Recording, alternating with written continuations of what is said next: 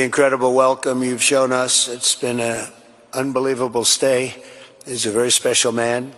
I also want to thank the other leaders here today, including friends from United Arab Emirates, Qatar, Oman, Kuwait, Bahrain, all friends. As I said in my address last night, the Gulf nations are at the forefront of creating a stable, peaceful, and prosperous Middle East, and I have to say that I've seen such progress. It's really incredible. I've also seen great unity and friendships. I've spent a little time with you just before this, and I've seen tremendous unity, tremendous friendship, and the whole world is watching the Middle East, and many are watching with envy. You have something very special going on. Incredible opportunities are within reach for this region. If we can simply stop the aggression from a small group of pretty bad actors. The Biden administration created havoc and bedlam by basically being incompetent, but by empowering Iran and its proxies, sending them billions of dollars, billions and billions of dollars, senselessly. I couldn't believe it to watch. One of the reasons I said, let's do this again.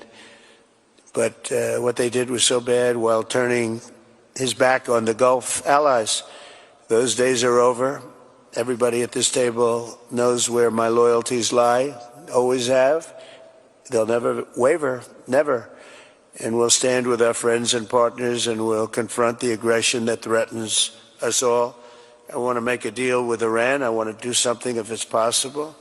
But for that to happen, it must stop sponsoring terror, halt its bloody proxy wars, and permanently and verifiably cease its pursuit of nuclear weapons. They cannot have a nuclear weapon. I don't imagine there's anybody at this table or anybody in this room that would say they can. I'm strongly urging all nations to join us in fully and totally enforcing the sanctions that I just placed on Iran, and we also placed secondary sanctions, which are in certain ways even more devastating. Iran, as you know, had no money when I left office. They were broke. They had no money for Hamas. They had no money for Hezbollah. There was no attack. There was no thought of attack. There would have been no attack if I were president. But bad things happened in that election. And I said, let's do it again. And by doing it again, it became much more historic. It's a much more historic election, much more powerful election. And we have a mandate. We won every swing state. We won by millions of votes. We won 2,750 districts, we call them districts, out of a total, if you look at the number, it was 2,750 to 505. The whole map was red, red meaning Republican. So I will say recently we launched strikes on more than 1,100 Houthi targets in Yemen, as you know.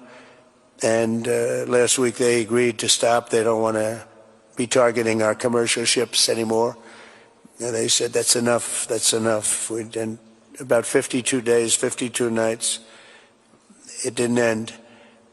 We just put in a budget of $1 trillion. It's our biggest budget, military budget we have ever put in. And the United States is very, very strong right now. It's amazing. In a short period of time, we've been there 100 days. And in a short period of time, we've done what a lot of people don't do in 4 years. We're a hot country, just like you're a hot area, and we're going to keep it that way. In Gaza, my administration shares the hope of so many in this region for future of safety and dignity of the Palestinian people, but that cannot happen as long as Gaza's leaders take delight in raping, torturing, and murdering innocent people. Can't have it. I greatly appreciate the constructive role that the leaders in this room have played in trying to bring the terrible conflict to an end, including by helping secure the release of American hostage Idan Alexander. It was a big day yesterday, a very important day. I was told just before I left that they were going to be releasing Idan. We thought Idan was dead 3 weeks ago. They said Idan was no longer living. And it was a very, very good thing. Ultimately, all hostages of all nationalities must be released as a stepping stone to peace, and I think it's going to be happening. A lot of things are happening. A lot of very positive things are happening on every front. With the support of leaders in this room, and they're great leaders, you are, we are currently exploring normalizing relations with Syria's new government, as you know, beginning with my meeting with President Ahmed al-Shara and Secretary Rubio's meeting with the Syrian foreign minister in Turkey after discussing the situation with Crown Prince Mohammed and President Erdogan of Turkey. I am also ordering the cessation of sanctions against Syria to give them a fresh start. It gives them a chance for greatness. The sanctions were really crippling, very powerful. And I spoke to Mohammed, and I spoke to our friend from Turkey, who we just spoke to also by phone now, but felt very strongly that this would give them a chance. It's not going to be easy anyway, so it gives them a good, strong chance. And it was my honor to do so. So we will be dropping all of the sanctions on Syria, which I think really is going to be a good thing. And we made a speech last night, and that was the thing that got the biggest applause from the room. We had a very crowded room with thousands of people, and the statement that got the biggest applause was dropping the sanctions on Syria. Likewise, in Lebanon, there's a new chance for a future free from the grip of Hezbollah terrorists if the new president and prime minister can rebuild an effective Lebanese state. We just appointed a very good ambassador, a friend of mine who's Lebanese, and I didn't even know that. And I said, why do you want to be the ambassador to Lebanon? That could be dangerous. He said, I don't care. I grew up there. I love the country, and I don't care if it's dangerous or not dangerous. I want to do that. And he's a very capable man, very successful man from the United States, and he's going to be your ambassador. He's going to do a great job. But this is a once-in-a-generation opportunity to forge a Lebanon that is prosperous and at peace with its neighbors. And I think things can really happen there. They've had a tough go of it for a long time. At the end of my first term, all of the momentum in this region was toward peace.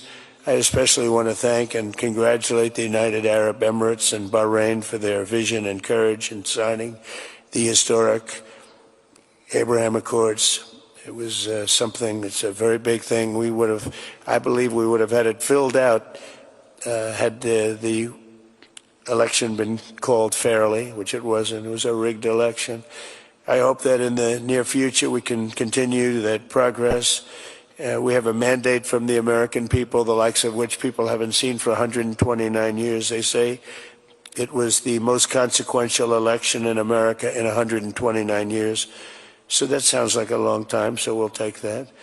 But in the future, we'll continue that progress by adding more countries to the Abraham Accords. We have 4, and I think they're going to be filling up very rapidly. Biden didn't do anything because he never did anything about anything. He had no capability, he had no ability, and it was a shame what he's done to so many countries, including our own.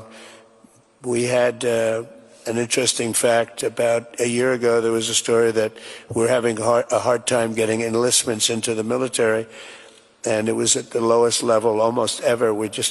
People didn't want to go into our military. And it just came out last week, you probably saw that we have now the strongest enlistment in the history of our country. They say 38 years. One said 37, one said 32, and one said ever.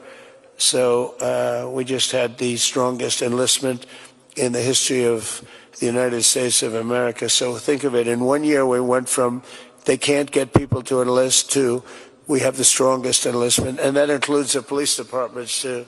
We're having a hard time getting people to be police, the great law enforcement arm that we're known for, and now we're setting records. It's hard to get a job. I mean, frankly, the lines of people wanting to be police officers and go into the military, and it's a matter of spirit. We have great spirit in the country right now. We've done a lot in 100 days, I'll tell you that. It's all started on November 5th with the election.